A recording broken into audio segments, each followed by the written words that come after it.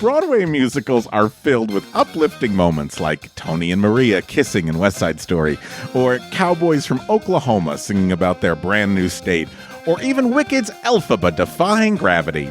So, where does a menstruating teenage girl wearing a Greek toga getting covered in pig's blood fit into this wonderful world of musicals? Let's find out when we look at one of the biggest Broadway disasters of all time, the musical version of Stephen King's horror story, Carrie, on this week's This Was a Thing.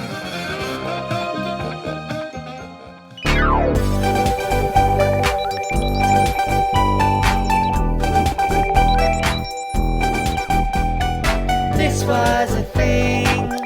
Whoa. This was a thing. Whoa. The movie Cruising with Al Pacino. Whoa. Cabbage Patch Dolls and Teddy Ruxpin. McRib and Cher, Moonstruck, Oscar win. That was a thing. This was a thing. Hi, I'm Ray. And I'm Rob. And you're listening to This Was a Thing, the podcast that dives deep into the cultural happenings of yesteryear. On today's episode, we're looking at the 1988 Broadway musical Carrie. Ooh. Yes, I know, right? Yes, Stephen King's Carrie, that is correct. Oh. The show, as opposed to Jodi Picoult's Carrie or J.K. Rowling's Carrie. Carrie Fisher. Carrie the musical's original tagline was, "There's never been a musical like her." And boy, were they right. This was a thing because at its time, it was the most expensive failure in Broadway history. And it really has become the flop that you judge all other flop musicals Okay. on. So, for example, you could tell a friend, "Hey, I just saw Spider-Man. Turn off the dark." And it was bad. And they would look at you and say, Was it Carrie bad? That's it, right? And the answer is no, it was not. For those of you who are unfamiliar with Carrie the musical, let's take a look at the source material, which was The Master of Horror, Stephen King's first published novel. In 1974, the novel debuted as Carrie, a novel of a girl with a frightening power. For those of you that are unfamiliar with the actual plot of Carrie, it takes place in the 1970s, takes place in Maine, and Carrie White is a bullied 16-year-old girl who is raised in a very sheltered home by a religious mother, Mrs. White. No real understanding of her developing womanhood or her own sexuality. That's her parents' fault. That's Mom's fault. That's Mrs. White's fault because Mrs. White's very, very religious. Oh, okay. Carrie realizes that she has telekinetic powers and decides to use those powers to destroy the lives of those who have tormented her. Like you do. Like you do. Nothing more screams a musical than telekinetic powers. Yeah. Well, and teenagers. And teenagers. The hardback of Carrie sold a mere 13,000 copies, but the paperback, which was released a year later, sold over 1 million copies in its first year. So Holy naturally, crap. That's pretty big, and it's ripe for a movie adaptation. And in 1976, it becomes a film, and the film is probably more iconic than the book itself. It's directed by the great Brian De Palma. It was written by Stephen King in conjunction with a gentleman by the name of Lawrence D. Cohen. Remember his name. He's going to come up in a little bit. Here's a little trailer, friends, for if you've never seen the 1976 film, Carrie. Based on the chilling bestseller. Starring Sissy Spacek, Piper Laurie, and introducing John Travolta in his first motion picture role.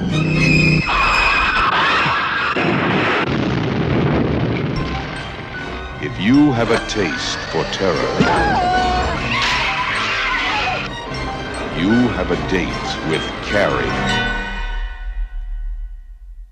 Now, this isn't just a brilliant movie. It is the horror movie that everyone wants to emulate. It is like the gold standard. The Exorcist and Carrie, to me, are both the most brilliant horror films ever made because both of them are rooted in a reality. Sure. It's scary things happening to normal people. The movie is filled with iconic moments. The scene where Carrie realizes she's getting her period for the first time, and the girls are so mean and like they're throwing tampons at her. The end, sorry, spoiler alert, where Amy Irving like goes to Carrie's grave. Yeah, she dies. And when she goes to put down the flowers, Carrie's arm reaches out from underneath the grave and tries to pull her in.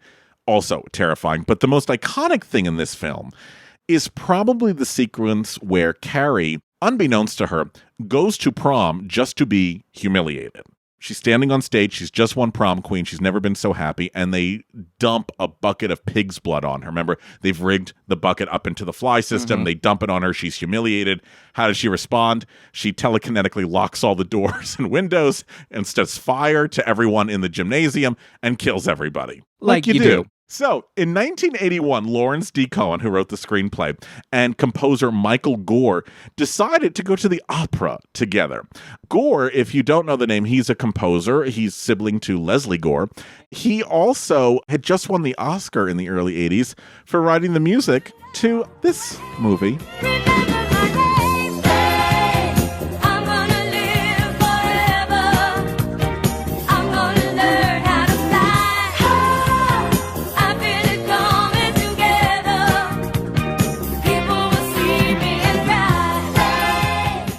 Okay, so Michael Gore and Lawrence Cohen go to see an opera. The opera they go to see is Alban Berg's 1937 opera, Lulu.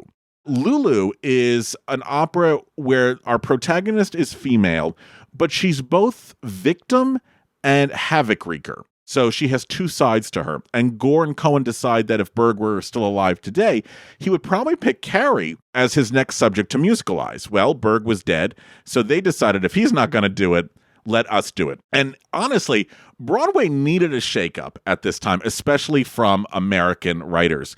So folks, if you're not familiar with the Broadway scene in the 1980s, it's a very mixed bag of things. But what you need to know more than anything is that the American shows are not so good, but the British shows, the European imports, are dominating everything. So you have to remember the old guard was dying off. So that's like people like Richard Rodgers and, you know, all those people. And then sadly on this end, the new guard that was supposed to come and replace the old guard is dying off because AIDS is decimating the Broadway community at this time. Now over in England, the British had figured out how to best utilize the excess of the 1980s, right? Cocaine, Star Wars, E.T. And they were like, I think we can put this excess on stages. So this is why we have such hits as Cats and Les Mis and Starlight Express. Thank you, excess. And Phantom of the Opera. America, on the other hand, is churning out pretty much flop after flop in the mid-'80s. Here's a couple of other musicals that are playing around the time that Carrie's getting created. A show called Quilters, which is about women making quilts. Another musical at this time, I think, is also a great example of what's going on Broadway in this time. It's called Into the Light, and it's a musical starring Dean Herbie the Lovebug Jones. Oh. Do you know what Into the Light was about? People dying. It was a good guess.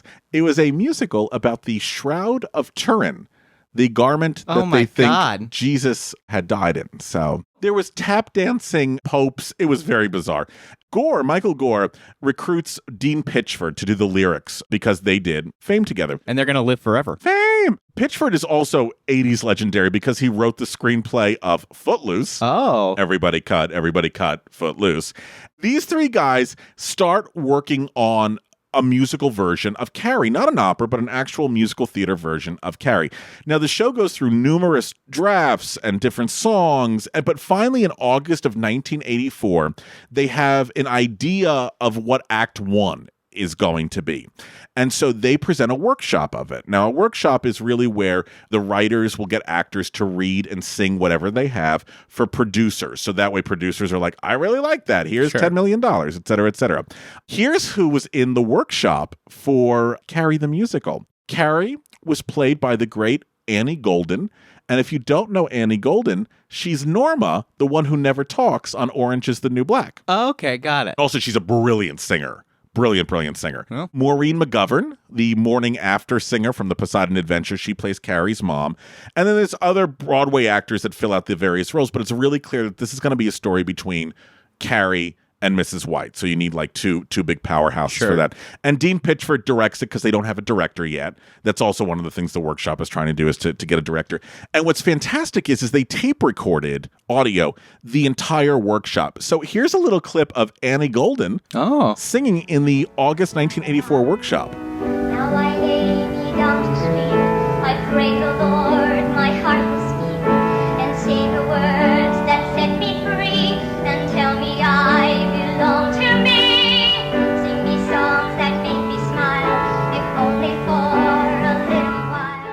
Now, the one thing, though, that the writers are stressing in this workshop to all the producers and directors that are possibly interested in the show is this musical is going to be based in realism. You'll have real sets, meaning like there's like 3 walls and there's detailing and stuff. There'll be scenes in the principal's office. There'll be scenes in the classroom. A lot of the dialogue is being lifted verbatim from the movie.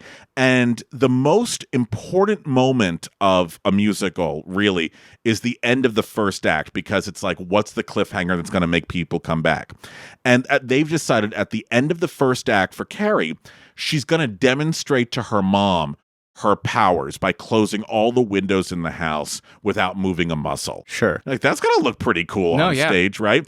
And now here's where Carrie starts to get interesting, I think. The score has a lot of thrilling songs in it. Really fantastic music. I'd like to play some for you if I can. Sure. This is the title song from Carrie, called Carrie.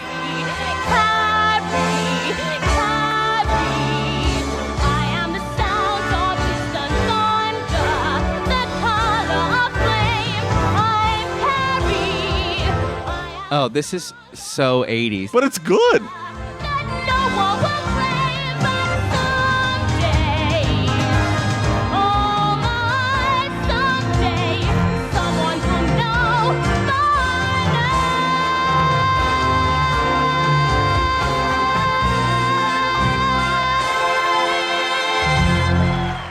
Sing it, Carrie. So that's Carrie, the title song. Then there's a really beautiful song called Unsuspecting Hearts that Carrie sings with the gym teacher, Miss Gardner, who was played in the film by Betty Buckley. But for this is going to be the great singer, Darlene Love.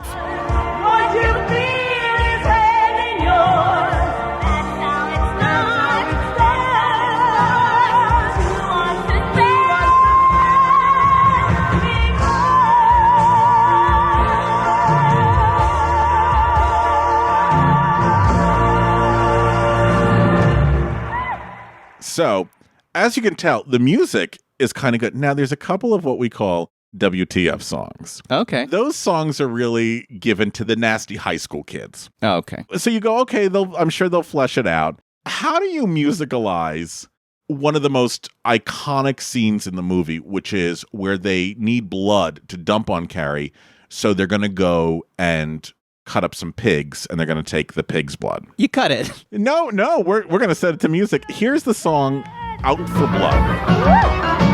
It's a simple little gig. You help me kill a pig, and then I've got some plans for the blood. Shot, kill a pig, pig, pig, kill, and make him bleed. Get the blood, blood, blood, ooh, blood. Kill a pig, make him bleed. Get the blood, that's all we need. Kill, pig, pig, kill the pig, pig, pig, pig. Okay, so obviously not all of the score is a winner, but hey, it's a workshop, right? We're at the beginning stages. So even though Act 2 was not done yet, it excited some producers. And so the producers that won the show were Barry and Fran Weisler, a married couple from New Jersey, who specialized in tours of star revivals. So they would be like, let's get Anthony Quinn to do Zorba. Now, you can laugh at the Weislers. They're later going to have an amazing future because they're going to be the lead producers on the revival of Chicago. Oh. So the Weislers now have the show, but they have to look for the most important element of a musical. Blood. Pigs. The director. Oh. So first director they approach is the incredibly hot director, Mike Nichols. Mike Nichols, who had directed The Odd Couple. Mike Nichols, who directed tons of amazing films. Mike Nichols, this is pretty big. Mike Nichols says, guys, what you've done here is fantastic. This just is not for me. Okay. They go to Bob Fosse. Bob Fosse, Chicago, cabaret movie. He's like, it needs more dancing. And he's also like, nope, not for me. They also go through like Robert Altman, the film director, and Arthur Penn, the film director. And the writers can't figure out, wait a minute, everyone really liked the workshop. Why is nobody signing on? So they're kind of getting a little depressed. And then they finally meet a guy. And his name is Terry Hands. I'm sorry. I don't know the story, but just they find a guy. They find a guy. Terry Hands. Terry Hands is the artistic director of the Royal Shakespeare Company over in England. And when the Weislers are like, what do you think of Terry Hands? All the writers go, no, he's only directed Shakespeare. He only directs classic plays. He's directed one musical in his life. The Weislers are like, can you just have a meeting with him? So the writers, Michael, Dean, and Lawrence, all meet with Terry Hands. And Terry Hands just wows the guys with his literate examination of the script, saying, even though it's about contemporary high school, it clearly has its roots in Greek tragedy. And they were like, well, yes, thank you so much. Yes, that's what we were going for. And guess who gets to direct Carrie the musical? And you know how the approach he took? Huh. Hands-on. There's a hands-on approach. It's a joke. You get it. Ho, ho, ho, ho. Yeah, let me have my cigarette. So now the Weislers are excited and over the moon. And so the Weislers meet Terry at a party, and they say to him how excited they are and how much they think this High School Musical lends itself to drama. And Barry and Fran say to Terry, when you think of this show, the kids, the high school, and everything that goes with it, think Greece. And Terry goes, absolutely, ancient Greece. There's a little bit of confusion here. The Weislers meant we go together, Greece. Shamalama. They meant Summer Nights, Greece. Terry Hands, who has no idea about any sort of American musical, thinks ancient Greece, like Greek tragedy. So his designers, Ralph Coylett and Alexander Reed, come up with this design with Terry Hands that is literally based in Greek tragedy. The costumes are, the girls all wear miniskirt togas. All the women wear togas. Okay. The set is practically no set. It's going to be a big white box. So just like you were saying the initial workshops were. Yep. And all that realism, out the window. Everyone has been imagining that where Carrie lives is going to be pretty realistic, like 3 walls and sofas and radios and religious artifacts on the wall. Not according to Terry Hands. It's a wood wall with a chair and a trapdoor. Oh, well, okay. As long as the trapdoor's there. Right? So the Weislers go over to London to see how everything's going. They show them the sketches that literally look like they're doing a production of Medea. And Barry and Fran say, we're out. And they leave the production. So now what are they going to do? Well, they meet a guy named Friedrich Kurz. And Friedrich Kurz is a producer on Cats and Starlight Express. He's from Germany. He's got some money. And he comes up actually with a pretty brilliant idea. He goes, hey, next year, isn't the Royal Shakespeare Company doing a season of all American works? And Terry Hands is the artistic director. And says, yeah, we are. And he goes, so why don't we put Carrie in that? Now, the RSC was the hottest theatrical institution at the time. They had done the epic life and adventures of Nicholas Nickleby, and they had just done Les Mis. Okay. And they're going to do it with Carrie. What they did for Les Mis, they're going to do for Carrie as well. Wow. Because even though Les Mis made tons of money, the RSC was in debt. Got it. And they're like, Carrie will wash away all of our debt. The plan is that they'll open in London at the RSC for 3 to 4 weeks. Then they're going to take it to Broadway for an open run. Now, Terry Hands is British, so to give it an American sensibility and to match the hyperkinetic flashiness that the score was having at the time, Gore and Pitchford go to their famed colleague Debbie Allen. Oh. And Debbie Allen's like, yeah, I'll choreograph the show. Then, this was the first time this ever happened, and I think it's the only time it's ever happened.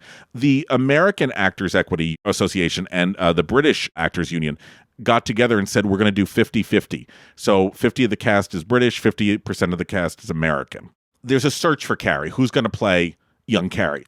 And so they decide on a young girl who's 16, who's really unknown, and her name is Lindsay Hatley. 600 girls applied. Like I said, Lindsay was the one who was picked.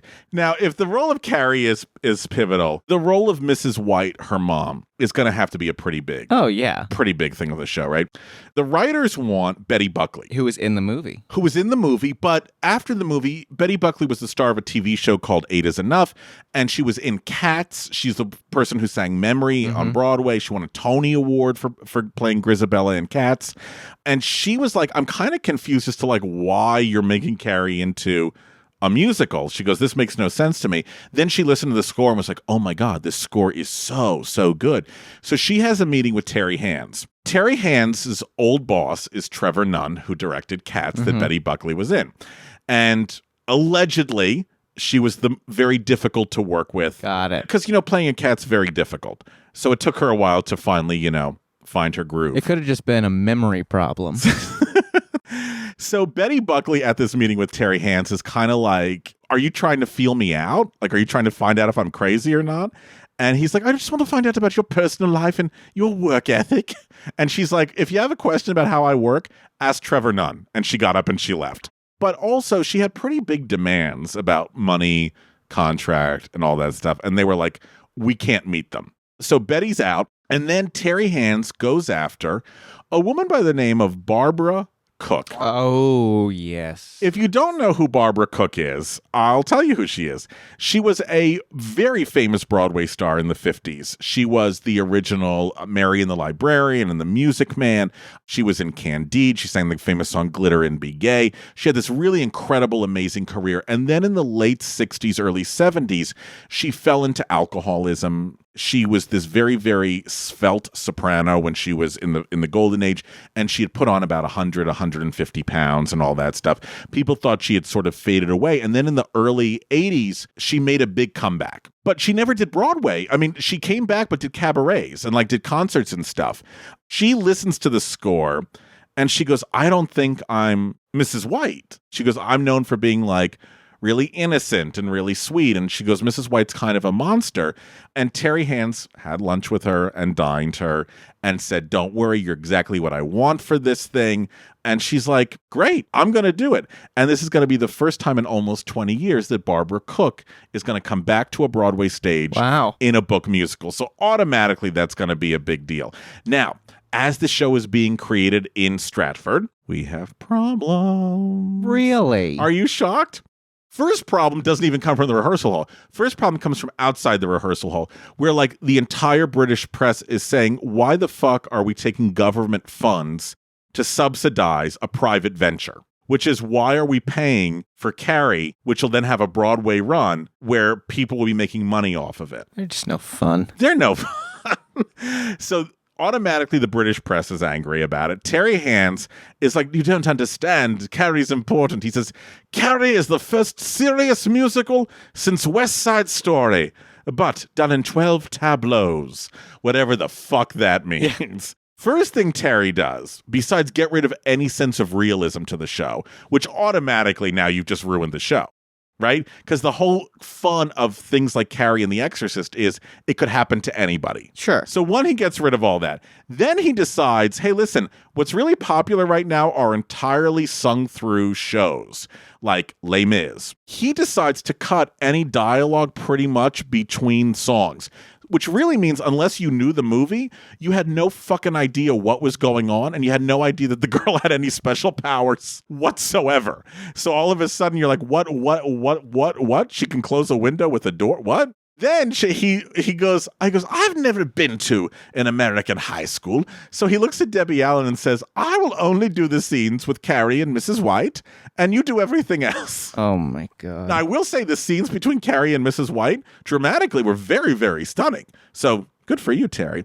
The writers are hearing rumors of what's going on from America, and they're like, what the fuck is happening? They fly over to London, and Terry says to them, none of you are allowed into the room. You can't come into the rehearsal room. You're going to make everyone nervous. So what happens is at the end of the night, the writers have to gather in the lobby after not having seen a rehearsal with Terry's assistant, who says, Terry would like this to be done and Terry would like that to be done. He's literally shutting off the entire writers, right? Now, if everyone is really confused, who's confused more than anybody? Barbara fucking Cook, who's like, what the fuck is going on? She later said, listen, I'm sitting here going, nothing is working, but she goes, this is the Royal Shakespeare Company. So she goes, they know something's wrong and they're just going to fix it eventually. They're going to get to it. So after a rehearsal period, the show is going to open February 1988 over at the Royal Shakespeare Company. First of all, the show was sold out way before opening. Wow. The RSC is over the moon because they're like, we got our money back. Barbara Cook, on opening night, apparently gives Terry Hands an axe as an opening night gift, saying, you deserve this after how bad you butchered this show. Wow. She got balls, folks. Barbara Cook's got balls.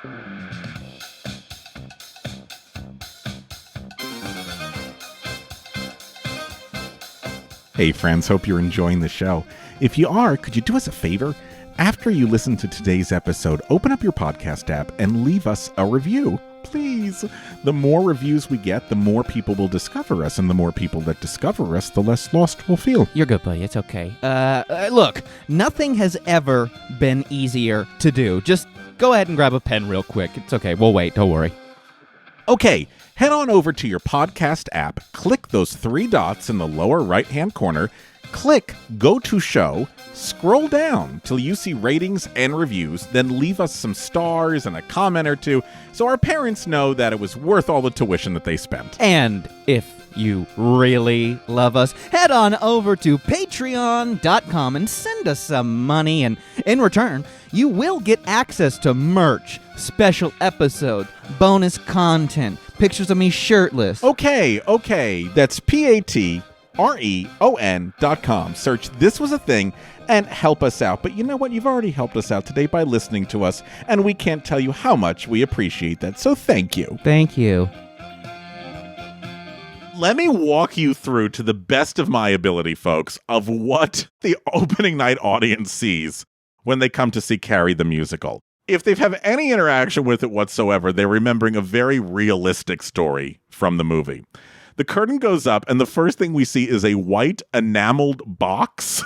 That is the whole set with panels that can also rotate and be mirrors. And the opening scene, tableau, is a dozen women on stage, all wearing short toga workout outfits, sweating to the oldies, while the gym teacher, Miss Gardner, that's the great Darlene Love, she's literally in a Greek lounging outfit. Automatically, you're like, what fucking high school is this? Then Carrie shows up. She gets her period. She's mocked about having her period, but like in real life, she sings about it. Now she comes home, and we're at that fucking wooden wall with the trap door, and there's just a chair, and there's Mom, Mrs. White, dressed in big flowing black Greek cape with some awesome boots, by the way. And when Mom wants to punish Carrie, she just opens the trap door in the living room, which, you know, is normal, and just pushes the daughter down the trap door. And when she does, sparks fly up. What? Exactly. The sparks are representing the first time that Carrie's showing off her telekinetic powers. You would have no idea because no one has explained this to anybody. Now we're going to go to the next scene where we see these 2-dimensional flat cars. It's like you're looking at the front of cars. And we see the kids out at Lover's Lane. And of course they wear what normal kids would wear at Lover's Lane. Women are wearing red body stockings. Nothing else. Do you understand that? Just red body stockings. And the men are wearing black S&M leather gear. Some with shirts, some not. What? We now have, folks, we're only 20 minutes into the show, and we've now gone through 3 different tones. We've gone through this sadistic concept, right, which is horrible. Opera, full opera over at Carrie and Mrs. White's house. And now we're back into like Footloose territory. 3 tones, 3 tableaus. 3 tones, 3 tableaus, right? I won't tell you everything else that happens in Act 1. End of Act 1, Carrie is standing center stage, and she makes fire come from her hands, and a wall of fire appears behind her. If you know the story, oh, okay, she's experimenting more with her telekinetic powers. If you don't know the movie, you have no idea what's happening. And I just picture all these British people like, what's the fire? Oh, dear. Bring down the fire curtain. I don't remember this being Richard III. Can this show get worse? Why, yes, it can. Because Act 2 opens, and we're at the pig farm, where we sing Out for Blood, which I played for you earlier. This is where Billy slaughters all the pigs for Chris, his girlfriend. And then he takes the blood, and he rubs it all over his naked torso. They said that the audience watching this looks like the audience in The Producer, Springtime for Hitler, where everyone's jaw is on the floor, I right? mean, my jaw has been open the entire time you've been telling this story. It gets better, because now Carrie's about to go to prom, and she does a number where the items that she uses to get ready for prom, like a hairbrush and a mirror, are all sort of floating around her in blacklight magic. It's supposed to show that she can pick things up and bring it over. It's not scary. It's kind of cute. It kind of looks like a Disney scene. Like, here's my magic floating mirror, and here's my hairbrush. Now we're going to go to prom. For prom, like in all high schools, there's a mirrored rotating ball. But in this version, it's actually secured to the floor. It's not suspended. There's just a big old mirrored ball stuck on the floor. What? Yep. Now, the blood dropping, which is probably the most iconic thing in the film. Absolutely. Well, we had some problems in rehearsal. They tried dumping it on her, but the corn syrup mixture was too slippery. So whatever didn't get on her would get on the stage and people started falling. Okay, we'll do less. And no matter what they did, her mic kept cutting out because the liquid was getting on the microphone. Sure. So finally what they decided was that Chris and Billy, the high schoolers, would just run on stage and pour a small cup of blood on her head. Are you kidding me? So it's not like this thing suspended and falls. They just literally like, ha ha, splash. And then they run off stage. Now this pisses Carrie off. And now we get to the destruction. All of a sudden, Carrie is lifted up on a white platform and she extends her arms and laser beams shoot across the audience. Once again, if you don't know the plot of the movie Carrie, you're like, what the fuck is this Star Wars scene? What is happening? And then a plastic shower curtain filling up the entire width of the stage just drops. And the kids that are behind the shower curtain like feign their death. That's how she's killing them. So while she's like looking directly out, throwing laser beams over the audience, behind her, the kids are like in death throes. And then here it comes, folks. One of the things Terry Hands was obsessed with was he said every single mega musical has something to remember it by. Cats has the tire that floats up to heaven. Phantom has the chandelier that falls and crashes on everybody. And he's like, we must have something. We must have something. Oh, jeez. And this is what he comes up with. At the end of the show, an enormous white staircase comes out. This staircase, just so we're all clear, fills up the entire width of the stage and fills up the entire length of the stage. So it's like a Busby Berkeley giant staircase. And Terry Hands is like, this is my chandelier. Now you have to remember, at the end of Carrie the movie, she goes back to her house and she kills her mom by pinning the mom against the wall, right? And then stopping the mom's heartbeat. All very realistic.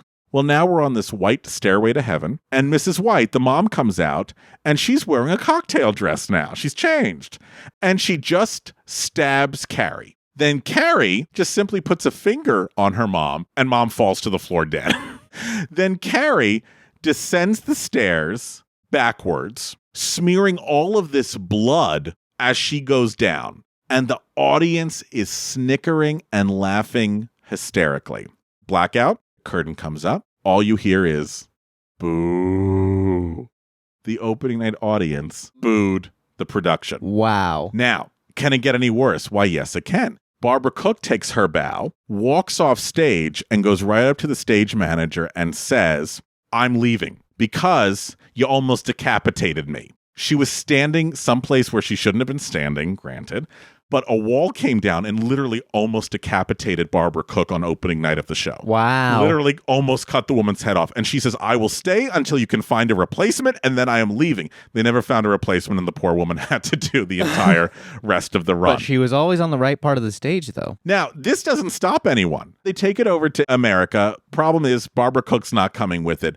So they go back to Betty Buckley, and they say, listen, can you please do this? And her agent says to her, look, if you say no, Betty, the show is going to stop in England and everyone's going to be out of work. So they put all that pressure on her. Like, you can say no, but then everyone's going to lose their jobs. So she's like, okay, I'm going to do it. And actually, in all honesty, it's really an upgrade. It's really an upgrade. Betty Buckley has a killer voice. Barbara Cook does too. But Betty Buckley has this killer, ferocious, intense voice that works so well for Mrs. White. Mm-hmm. I'd love to have you all listen now. Here's a sample of Barbara Cook singing And Eve Was Weak that Carrie and Mrs. White have together. So it's really the first duet that the mom and the daughter have together. And then also following immediately is going to be a sample of Betty Buckley singing it. And I think you can tell the difference, and I think you can tell why Betty Buckley is an upgrade over the great Barbara Cook.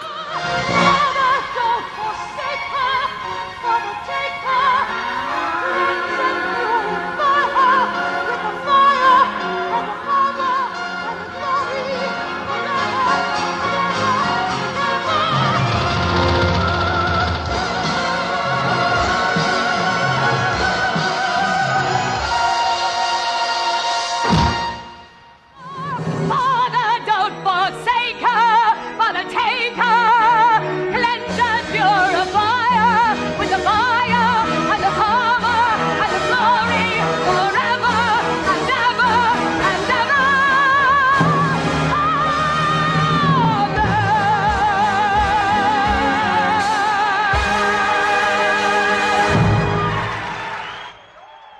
So it's going to Broadway, folks.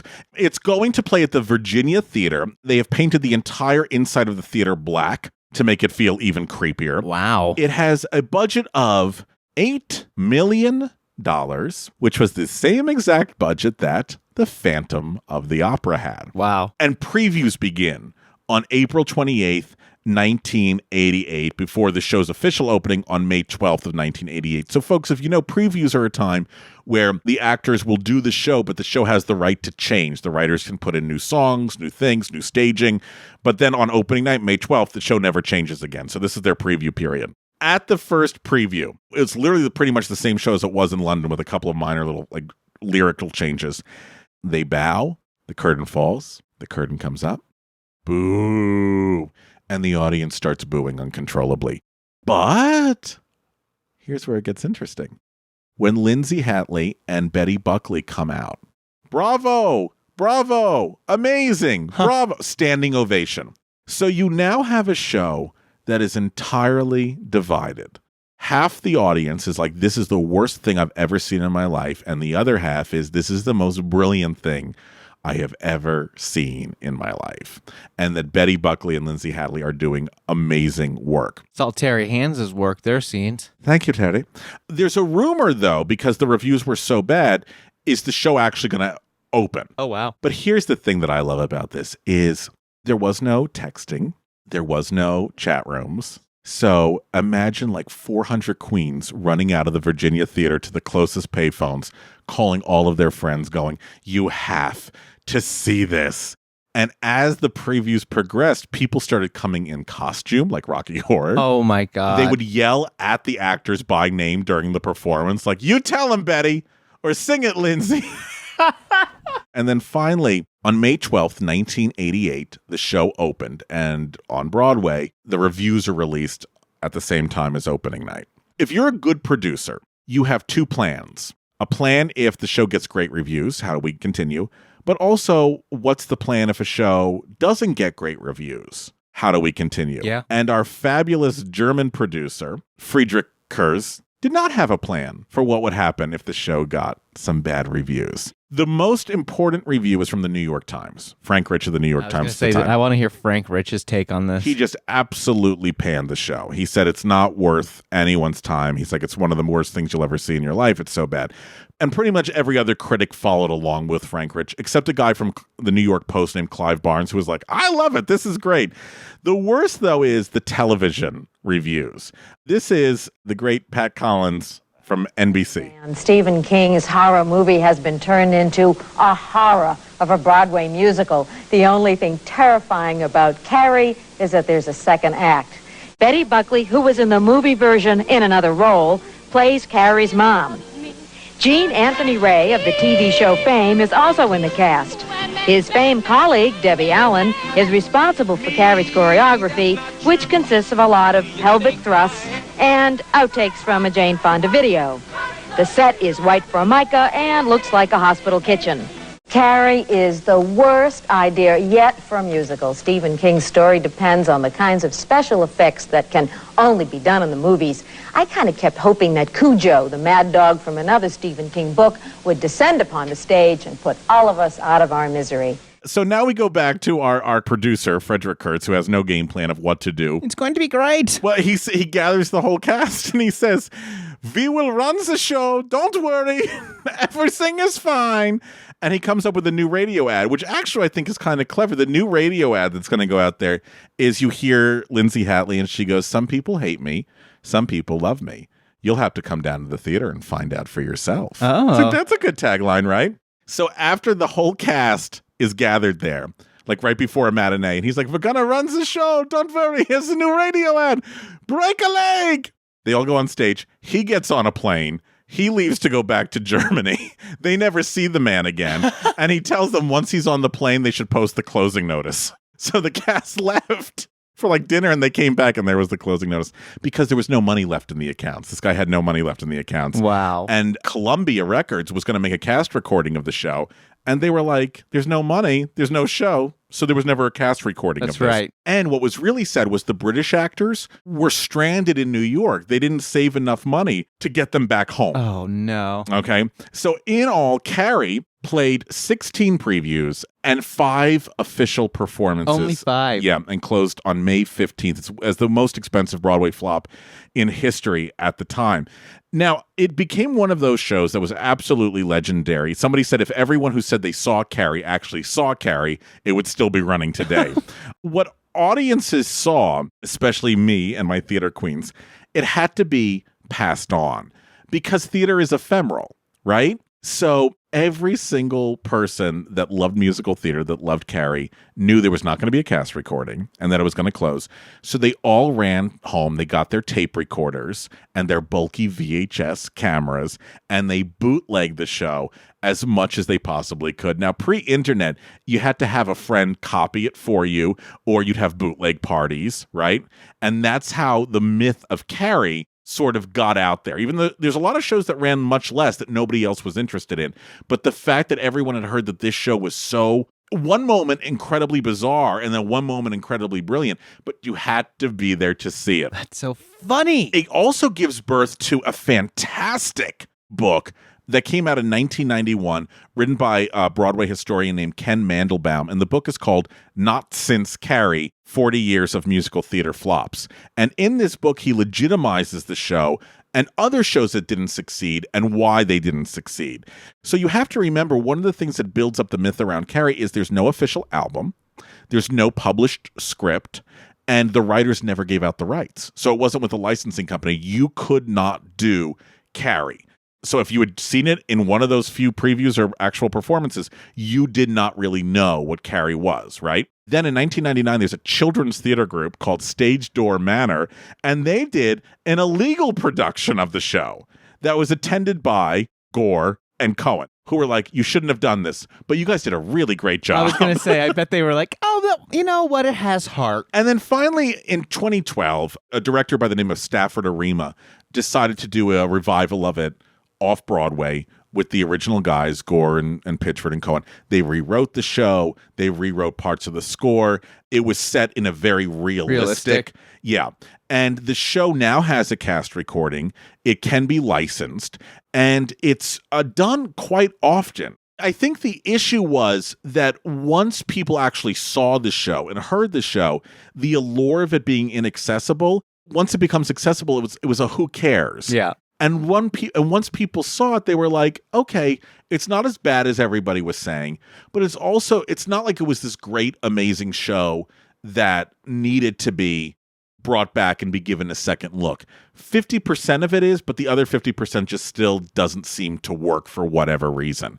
And that is how Carrie became a thing. I had no idea all the stuff behind it. I feel like I was listening so much, and most of this episode is just going to be going, wow. Oh. Well, wow. I'd love to hear your thoughts on this when we come back. Carrie, yada da da da da da da, Carrie. No, that's call me. That's what I'm hearing. We're taking a break. This was a thing,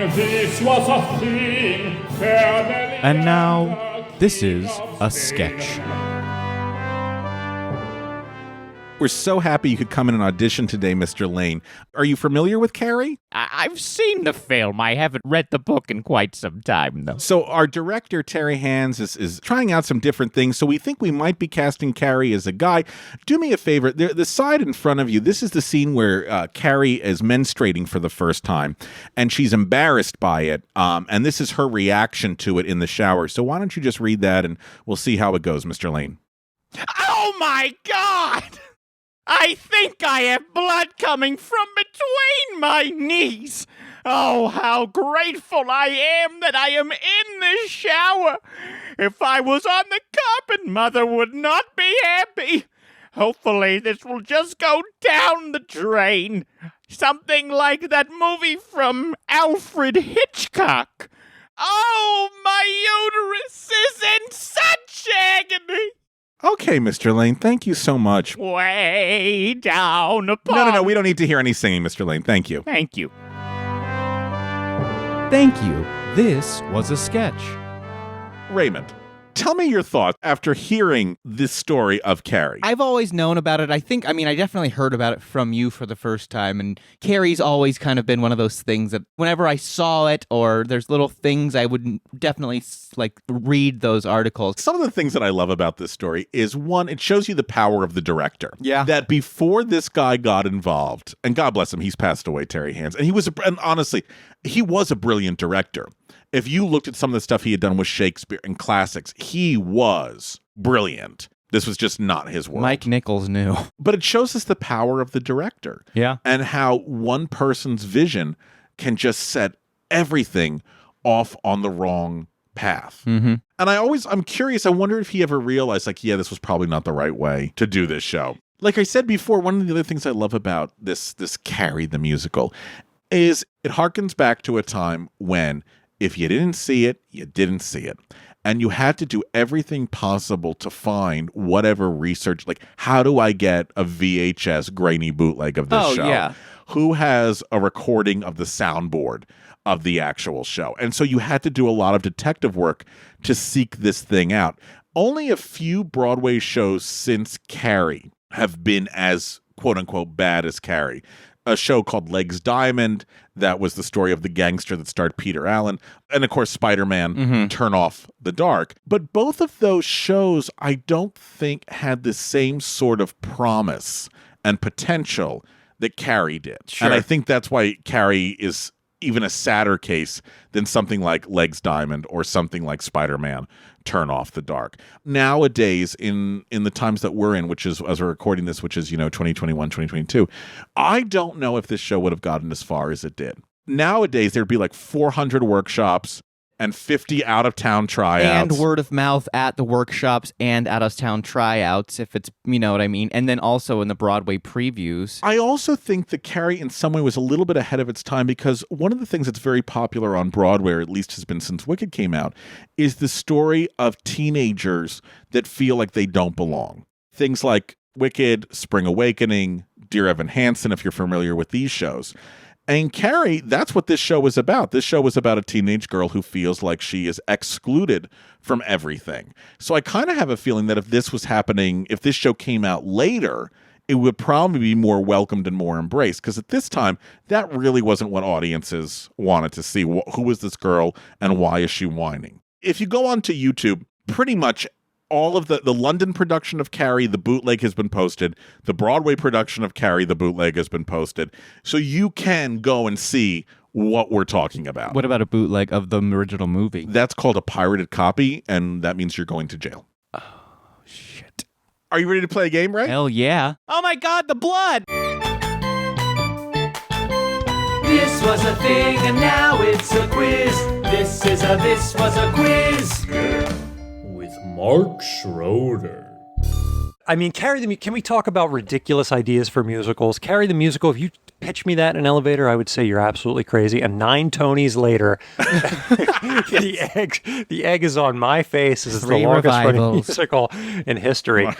And I was like, this is crazy. What other things can you possibly make into a musical? Turns out you can turn a lot of things into a musical. Oh, good. And I found some examples of some real ridiculous things that are musicals, and I made some fake things that are musicals. And we're going to determine if you can tell the difference between them in a little game called On in 5, but Off in 6.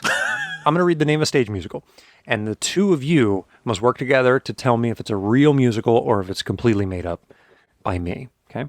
Silence the musical, the Silence of the Lambs musical. It's real. Yeah. That's a real one. Have you guys seen it? I did not. Well, how about Let My People Come? That is a real musical. It's a naked musical. That's absolutely correct, Mr. Schneider, yes. Requiem for a Dream, the musical. I'm going to say false. That is false. That was not a musical.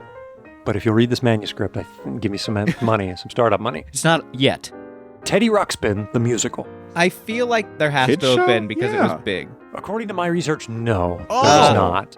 Human Centipede, the musical. This has to be one. Yeah, okay, we're going to say yes. That is true. And my favorite song, the best song for that one is... How about The American Mall?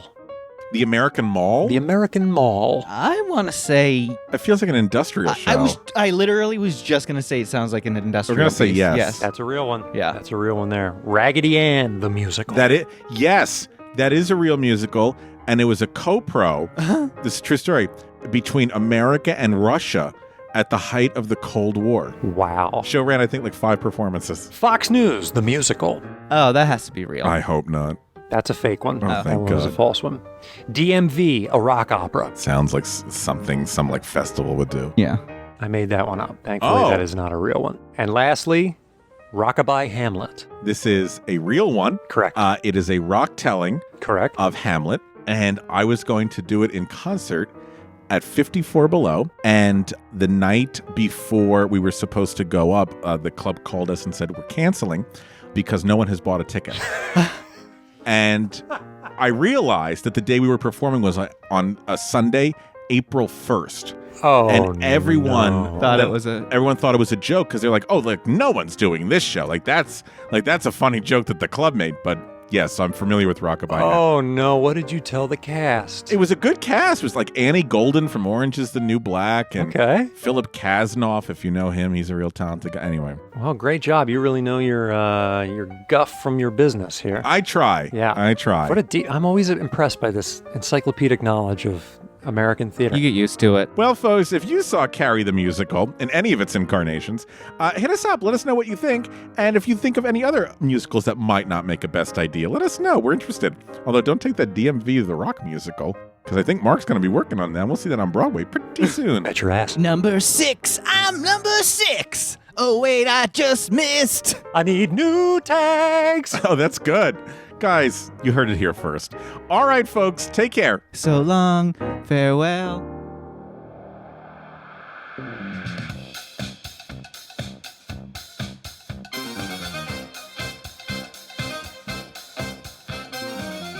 Thanks for listening to This Was a Thing, and a big thanks to the folks that keep this show running. Our editor, Daniel Cut Schwartzberg, our composer, Billy Better Than DC Reese, our social media director, Gabe #Crawford, our graphic designer, Natalie's Nothing's Too Graphic DeSavia, and finally, our games coordinator, Mark the Shark Schroeder. If you liked what we did today, make sure to head on over to iTunes to rate and review us. The more stars you leave us, the more love we feel. Hey, speaking of love, show us some social media love. Follow us on Instagram and Twitter at This Was a Thing Pod, and Facebook we are This Was a Thing Podcast. Reach out. We'd love to hear from you.